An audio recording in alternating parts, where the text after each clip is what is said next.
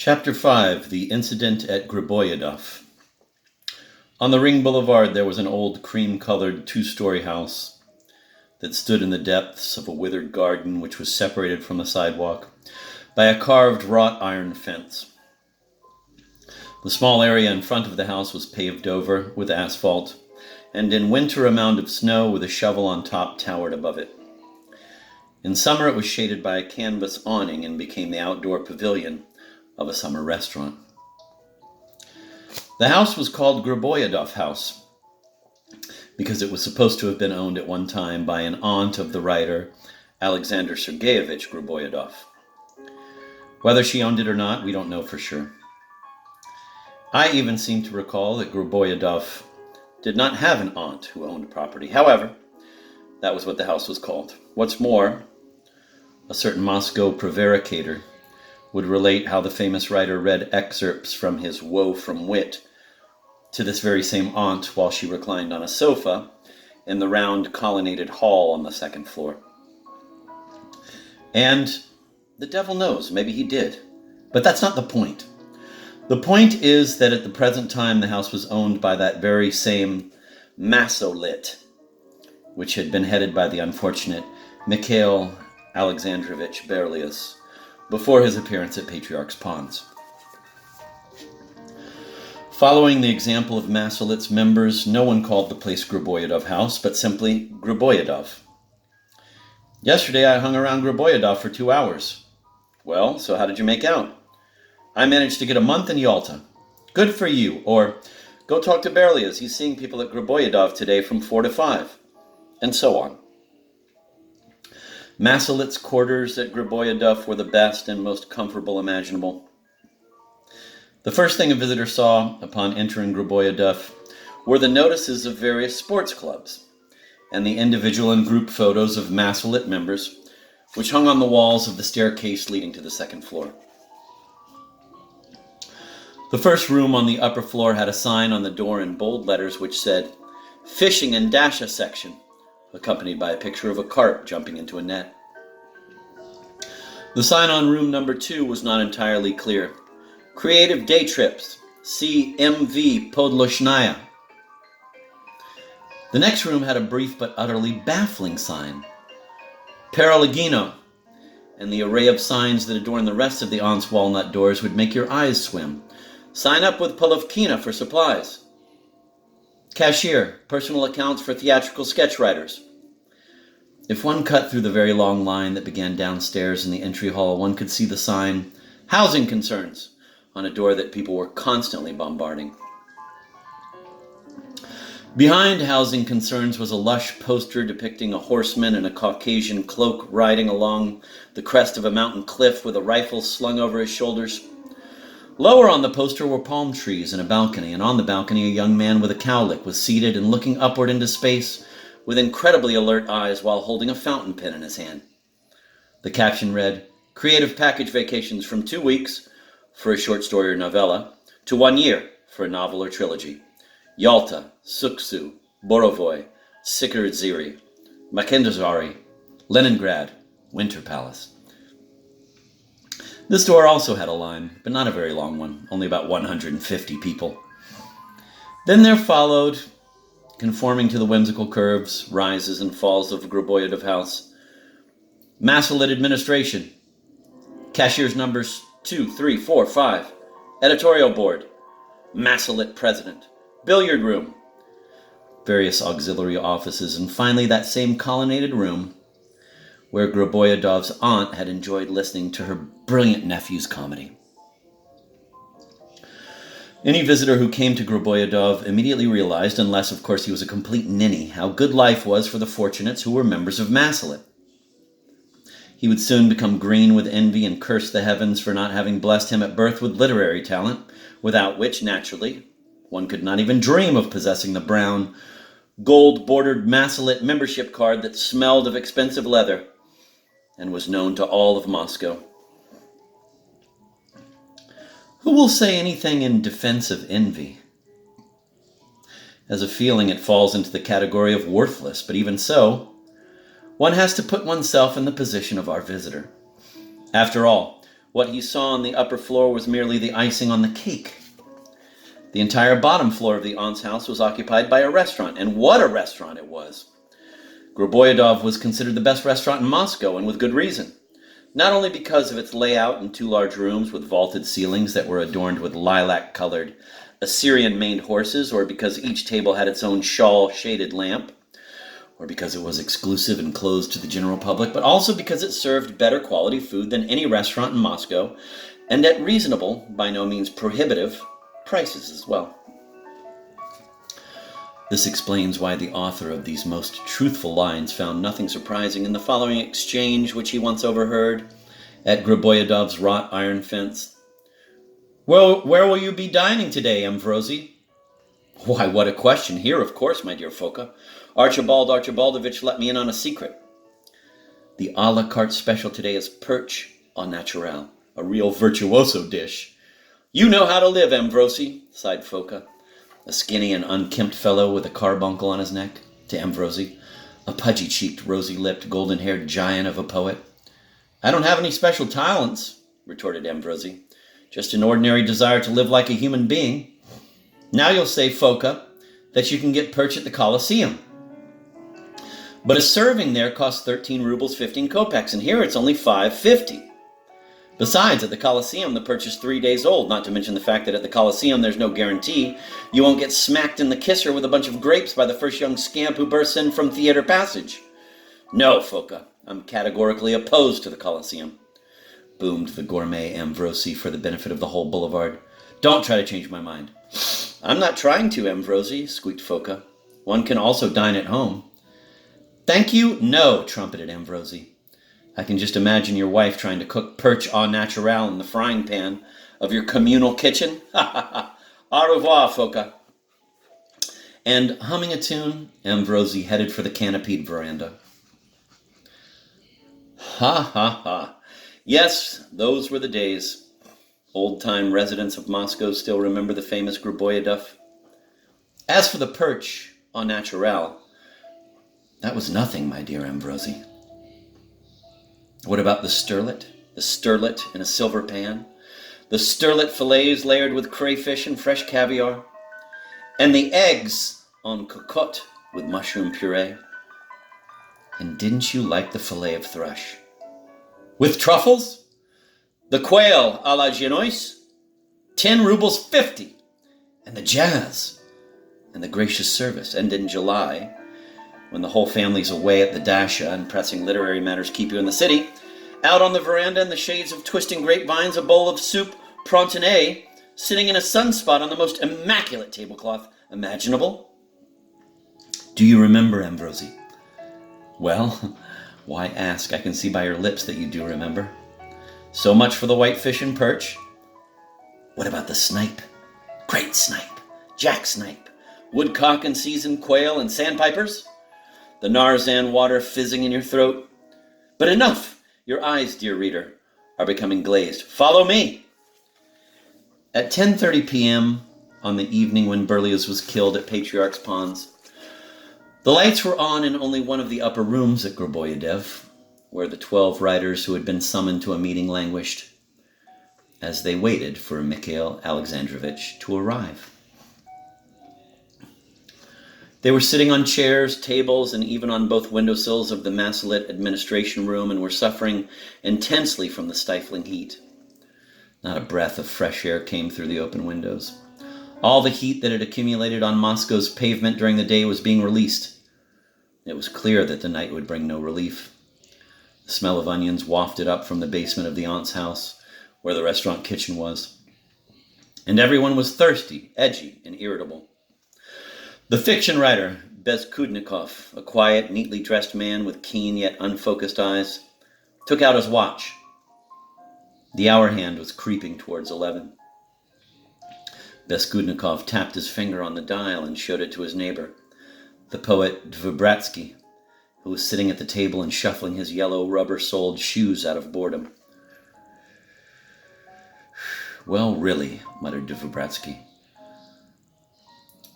The lad must have gotten held up on the Klyazma, said the thick-voiced Nastasia Lukanishkina Napranerova, an orphan from a Moscow merchant family who had become a writer and turned out naval battle stories under the pen name Bosun George.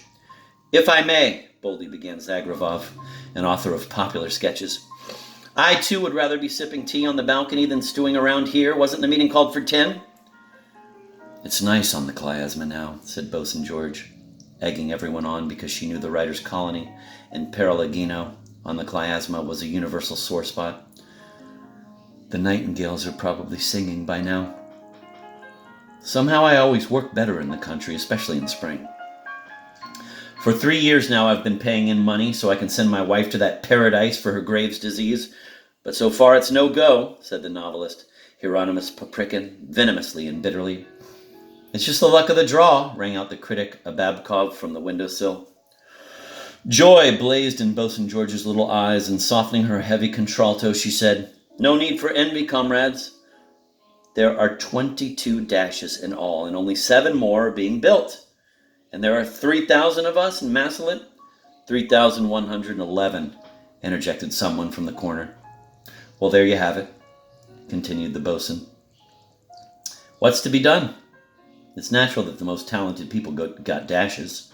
"The generals," cut in the dramatist Glukaryov, joining the fray. Beskudnikov gave a theatrical yawn and walked out of the room. 5 rooms in Perelagino all to himself, said Glukaryov in his wake. "Lavrovich has 6, exclaimed Deniskin, "and an oak-paneled dining room."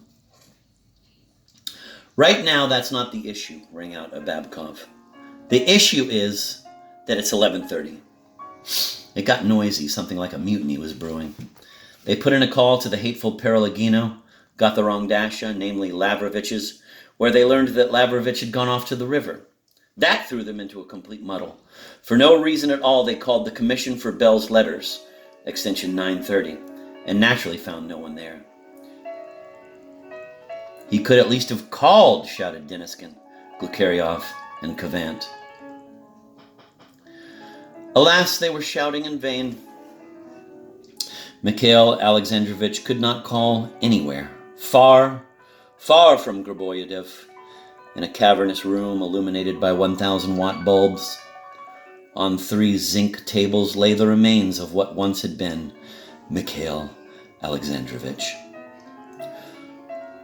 On the first table lay his naked body, covered in dried blood, with a broken arm and crushed rib cage. On the second lay his head with smashed-in front teeth and glazed, wide-open eyes, undisturbed by the most glaring light. On the third lay a pile of encrusted rags.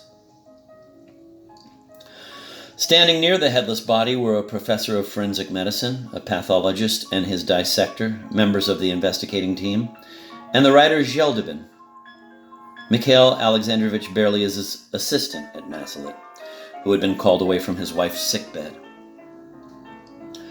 A car had gone to get Zheldibin and to take him first, this was around midnight, together with the investigators to the apartment of the deceased, where the latter's papers were put under seal, and then to the morgue.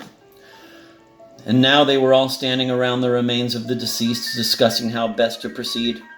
Should they sew the severed head back on the neck or lay the body out in Griboyedov's hall with a black cloth drawn tightly up to the chin?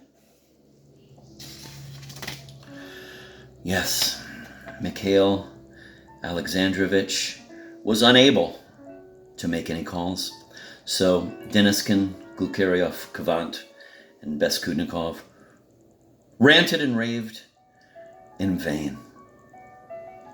At precisely midnight, all 12 writers quit the upper floor and went down to the restaurant.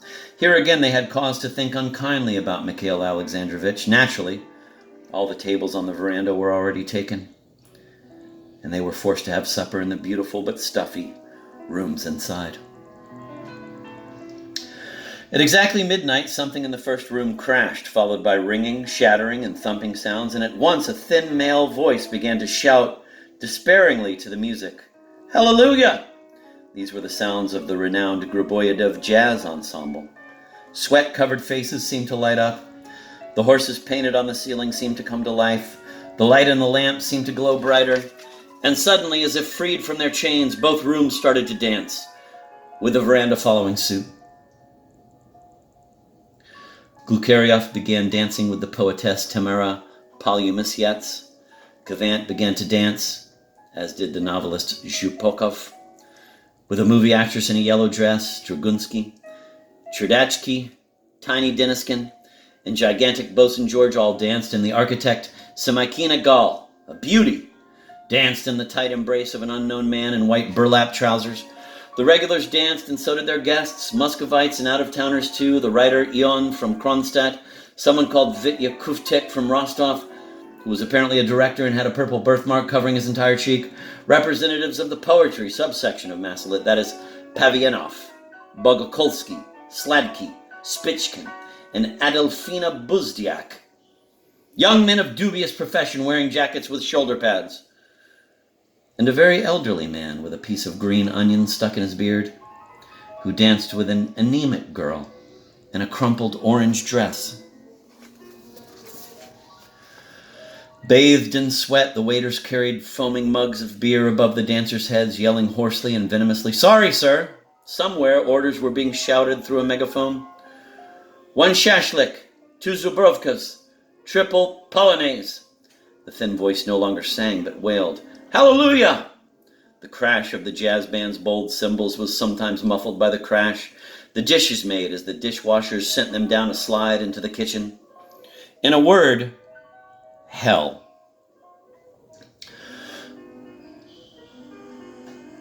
And at midnight, a vision appeared in hell. A handsome, dark-eyed fellow with a dagger-shaped beard stepped out onto the veranda in full dress and cast an imperial glance over his domain. They said, the mystics did, that there was once a time when this handsome fellow wore a broad leather belt with pistols instead of a tailcoat and tied his raven hair with red silk. And the brig he commanded sailed the Caribbean under a black flag with skull and crossbones. But no, the seductive mystics lie. The Caribbeans of this world are gone. Desperate marauders do not sail across them chased by corvettes. And cannon smoke does not hang low over the waves. There is nothing, and there never was anything. The stunted linden tree over there is all there is, and the iron fence, and the boulevard beyond it, and the ice melting in the little bowl, and someone's bloodshot, bull-like eyes at a neighboring table. And it's awful, awful. Oh, gods, my gods, give me poison, poison! And suddenly the name Berlioz fluttered up from a table. The band broke off abruptly and fell silent, as if punched with a fist. What Berlioz? And people jumped up and started screaming.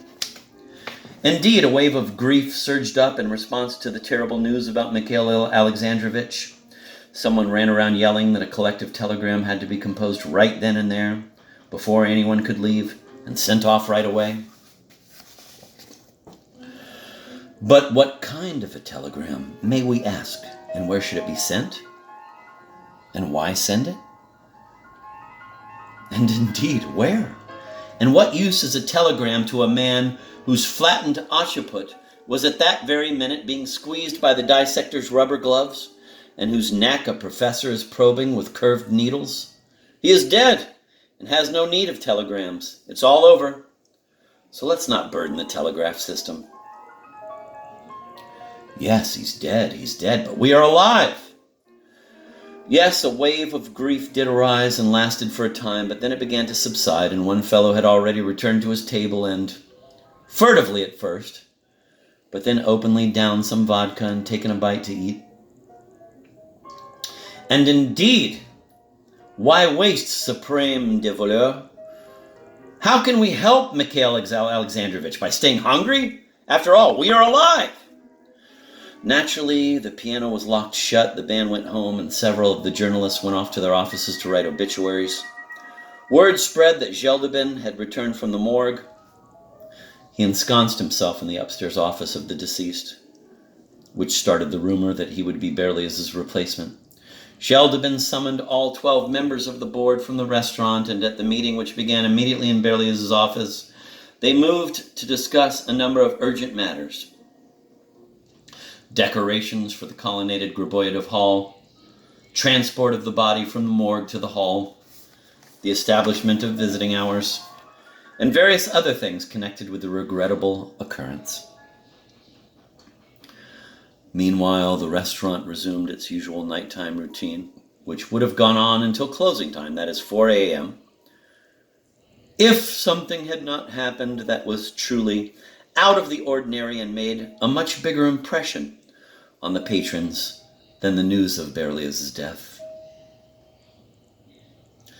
The first to become agitated were the cab drivers on call at the entrance to Griboyedov.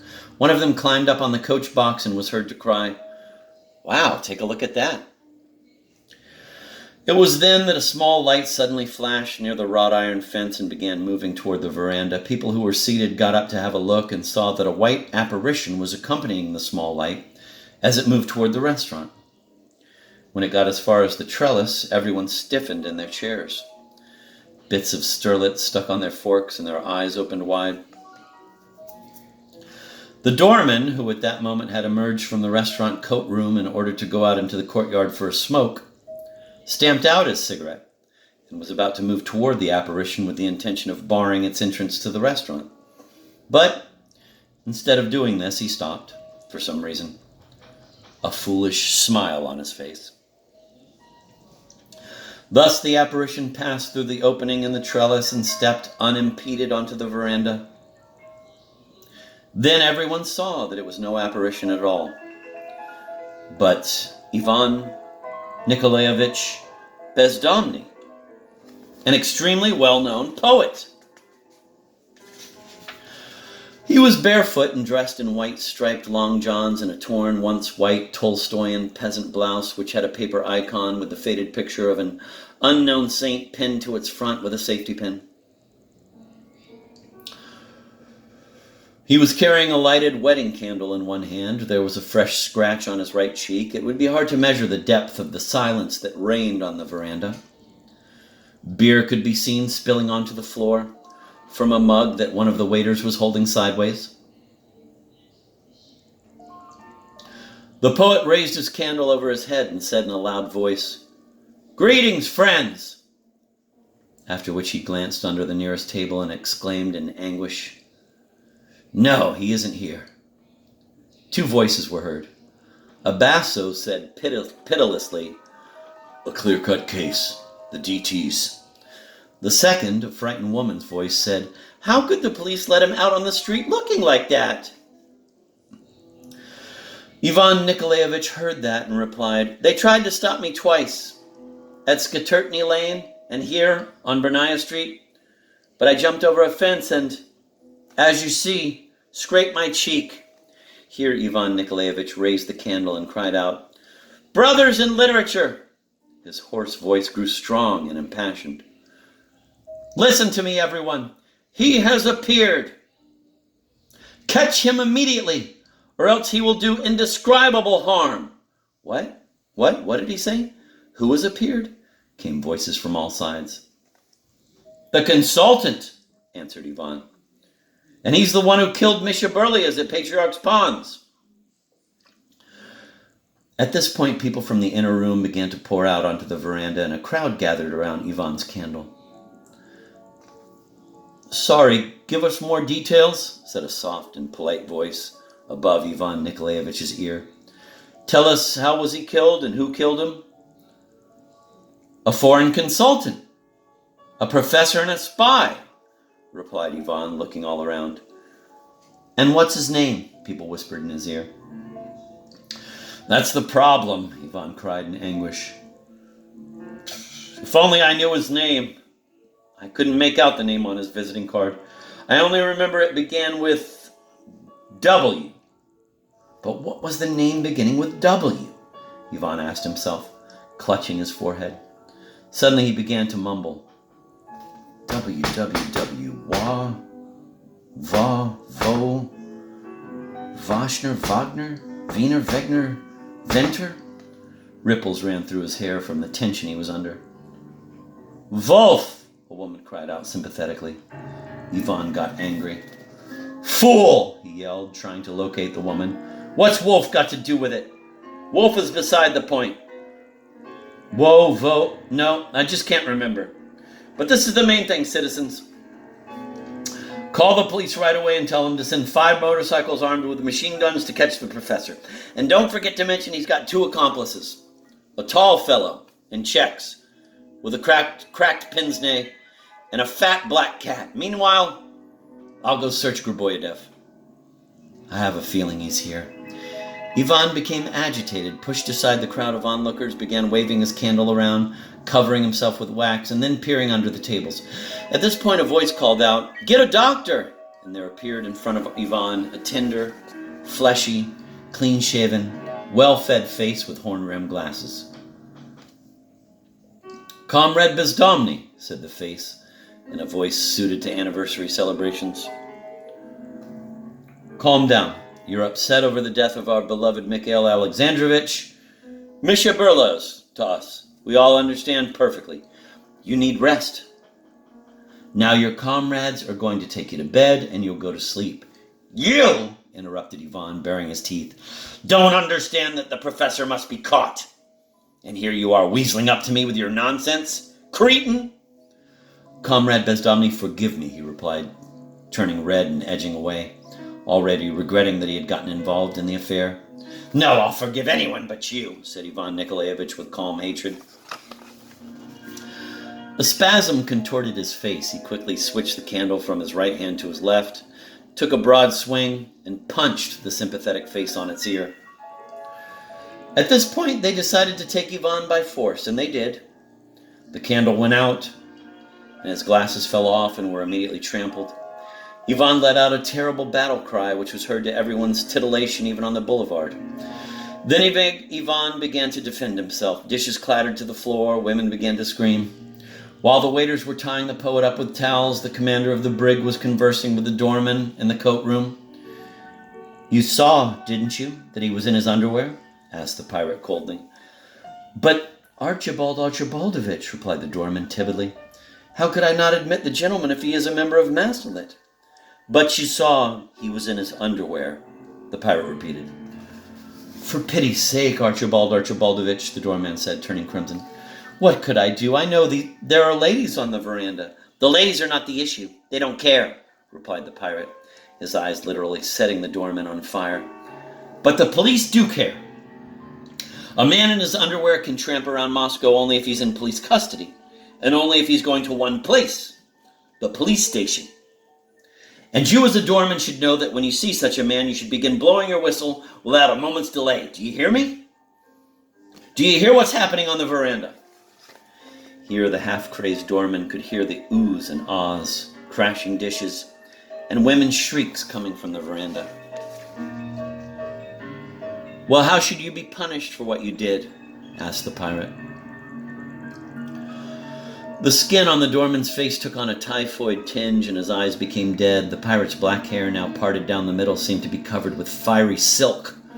Gone were his dress shirt, and dinner jacket, and sticking out of his leather belt was the butt of a pistol. The doorman imagined himself hanging from the foremast. With his own eyes, he saw his tongue hanging out and his lifeless head slumped on his shoulder, and he could even hear the waves splashing against the side of the ship. His knees gave way from under him. But just then, the pirate took pity on him and extinguished his piercing gaze. "Watch out, Nikolai. This is the last time. We don't need that kind of a doorman in this restaurant. Go be a watchman in a church." Having said this, the commander gave quick, precise, clear orders. "Get Panteley from the pantry. Call a policeman. Write a report. Order a car. Send it to the asylum." And he added, "Blow your whistle." A quarter of an hour later, a flabbergasted crowd, not only inside the restaurant but outside on the boulevard and in the windows of the buildings overlooking the restaurant pavilion, watched as Panteley, the doorman, a policeman, a waiter, and the poet Ryukin came out of Griboyedov's gates, carrying a young man swaddled like a doll, with tears running down his face. who tried to spit on Ryukin and was screaming the length of the boulevard, "Bastard! Bastard!" The driver of the van had a malicious look on his face as he started the motor. Alongside him, a cab driver urged on his horse, beating her hindquarters with lilac-colored reins and shouting, "I'll go fast. I've taken guys to the nut house before." The crowd buzzed as they discussed this unprecedented event. In short, it was a filthy, vile, titillating, beastly scandal, which ended only when the van carting off the unfortunate Ivan Nikolaevich, the policeman, Panteley, and Ryukin drove away from the gates of Griboyedev.